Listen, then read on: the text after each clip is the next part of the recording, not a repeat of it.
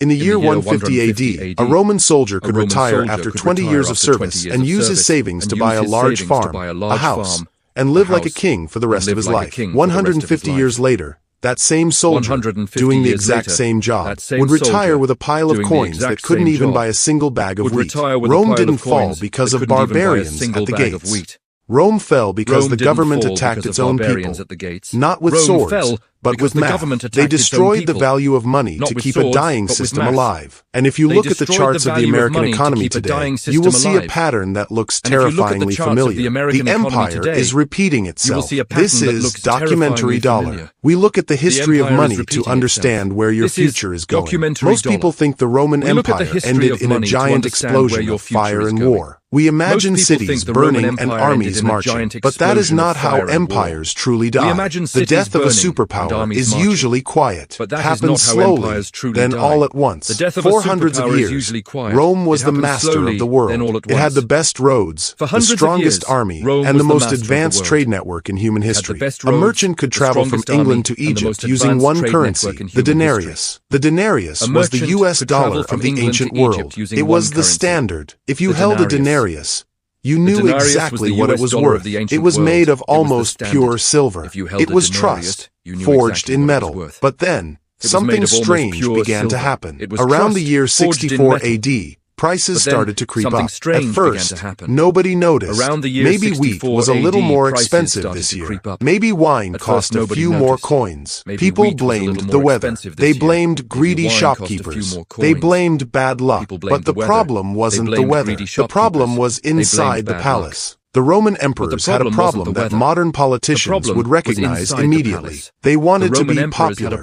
They wanted to throw expensive games at the Colosseum. They wanted to build giant bathhouses and temples, and most importantly, they needed to pay the military to keep them happy so they wouldn't revolt. But taxes were already high. The people couldn't pay anymore. So, the emperors were stuck. They had huge bills to pay and no new money coming in. They faced a choice.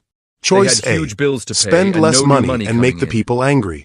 Or choice B, find a magic way to create money out of thin air. They chose B, and that choice set off a chain reaction that would take centuries to explode. But eventually, it wiped the greatest empire on Earth off the map.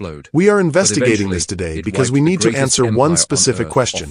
When a government decides to fake its own wealth, is there any way to stop the collapse? Or are we just waiting for the history books to catch up with us? To understand how Rome destroyed itself, we have to look at the hidden system. This wasn't a war strategy. It was a chemistry experiment gone wrong. The system was called debasement. Here is how it worked. Imagine you are the Emperor Nero. You have 1,000 silver coins in your treasury, but you need to pay 2,000 soldiers. You can't just find more silver mines instantly. So, you call in your mint master, the guy who makes the coins. You tell him to melt down the 1,000 silver coins. But as he melts them, you tell him to mix in some cheap copper. Now, instead of 100% silver, the new coins are only 90% silver and 10% copper. But here is the trick. You stamp the same face value on them. You tell the soldiers, this is still one denarius. Suddenly, your 1,000 coins become nearly 1,100 coins. You just created money. It worked like magic. Nero paid his debts. The soldiers were happy. The people didn't notice the difference because the coins looked mostly the same. But this is where it gets strange. Once an emperor realizes he can cheat the system, he can't stop. It's an addiction. Nero reduced the silver to 90%. A few decades later, Emperor Trajan dropped it to 85%. Then Marcus Aurelius dropped it to 75%. By the time Emperor Septimius Severus took power around 200 AD, he was desperate. He increased military pay by 50% to buy their loyalty. To afford this, he crushed the silver content down to 50%. The coins were literally turning dark because there was so much copper in them. This brings us to the incentive trap.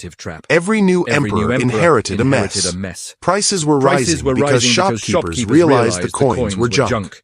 A baker would say, I want 2 coins for this bread now, because these coins are half copper. The emperors tried to fix rising prices by printing more bad money. By the mid-3rd century, under Emperor Gallienus, the denarius was only 5% silver.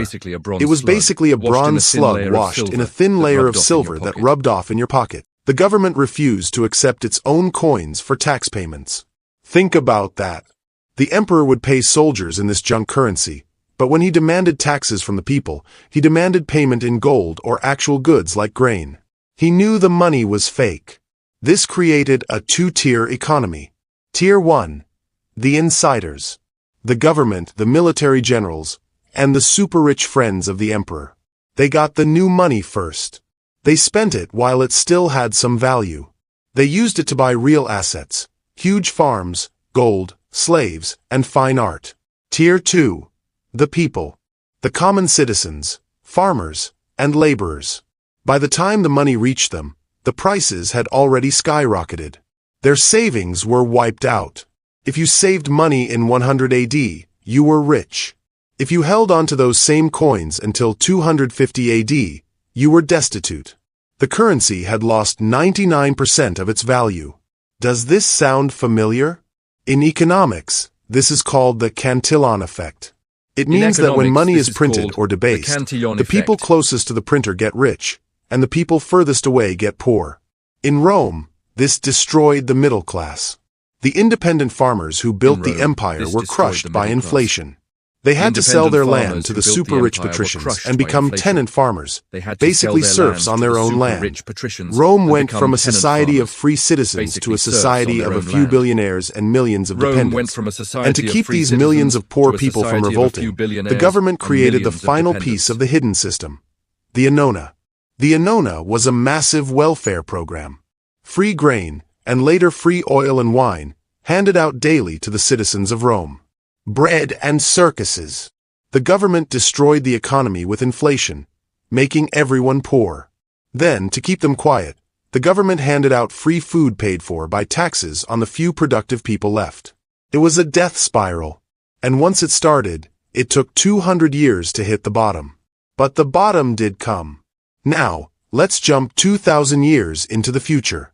To right now. We don't use silver coins anymore. We use digital numbers on a screen. But the mechanism is exactly the same. In 1971, the United States did something that changed the world. President Richard Nixon ended the convertibility of the US dollar to gold. Before 1971, every dollar was a claim check for a specific amount of gold. After 1971, the dollar became fiat. Fiat is a Latin word. It means, let it be done. It means the money has value only because the government says so.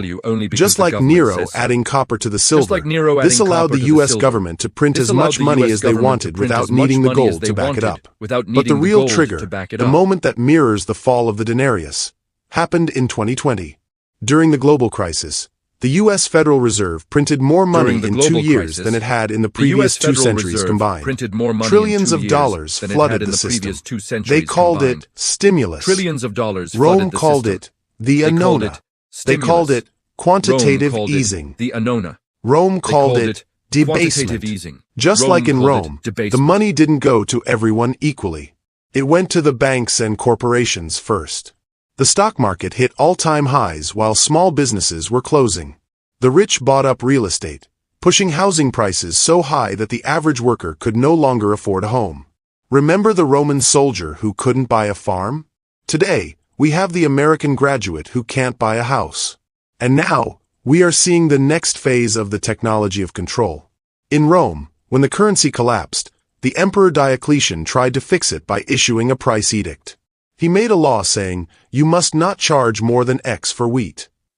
It failed. Merchants just stopped selling wheat. Black markets exploded. Today, central banks are discussing CBDCs, central bank digital currencies. This is the digital equivalent of Diocletian's law, a programmable currency.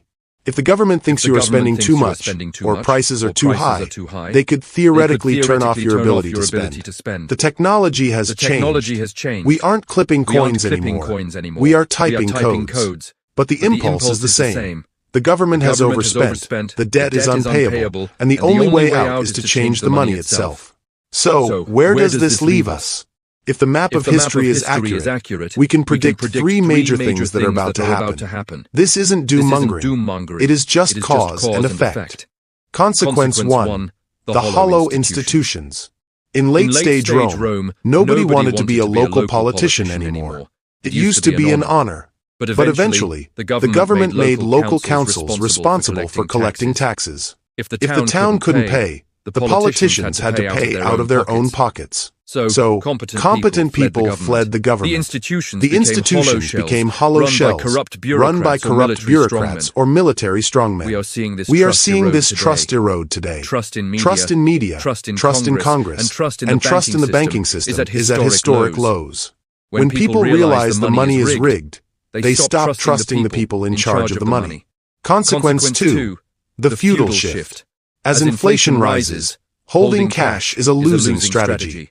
You lose 5%, 10%, or 20% of your purchasing power a year. So, what does the smart money do? It buys hard assets. In Rome, the rich bought massive estates called latifundia. In America, investment firms are buying up thousands of single-family homes. This creates a permanent renter class.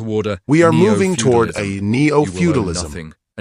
You will own nothing and rent everything from a giant corporation that acts like a modern feudal lord. The middle-class dream of ownership is being replaced by a subscription model for life. Consequence 3. The return to barter and hard money. Here is the transition point. It's not the end of the world. It's just a change in how we trade. When the Roman denarius became worthless, people didn't stop eating. They just stopped using the denarius. They started trading in gold, silver, and direct goods. Today, we see the rise of alternatives. Cryptocurrencies like Bitcoin are essentially a digital protest against the debasement of the dollar. We see countries like China and Russia buying record amounts of physical gold. They are preparing for the day the music stops. Ordinary people will feel this as volatility. Prices will swing wildly. One day eggs are $3, the next day are $10. This chaos forces people to look for stability outside the official system. We have looked at the coins, the emperors, and the banks. But there is one deeper truth that connects all of this. Money is not math. Money is a relationship. Think about it. Why do you work for 8 hours a day in exchange for a piece of paper or a digital number? You do it because you trust that tomorrow, someone else will accept that paper for food. Rome fell because it broke that trust. The emperors treated money like a tool for their own survival, rather than a contract with the people. When the contract was broken, the people stopped being Romans. They stopped caring if the empire survived. When the barbarians finally arrived, many Roman citizens didn't even fight back. Some even welcomed them. Why fight for a system that has already robbed you of everything? The lesson for America isn't just about inflation rates or interest rates. It is about the social contract. We are living through a great reset of that contract. The economy is shifting from a system based on free enterprise and sound money to a system of centralized management and managed decline. The Roman economy didn't die in a day. It lived on for centuries in a zombie state, alive, but not really living. The good news: you are not the emperor. You don't have to go down with the ship. Rome collapsed, but the world didn't end. The people who understood what was happening moved their wealth into real things. They became self-sufficient. They built strong local communities. They survived the transition. The economy is changing. The rules of money are being rewritten right now. You can't stop the wheel of history, but you can choose where you stand when it turns.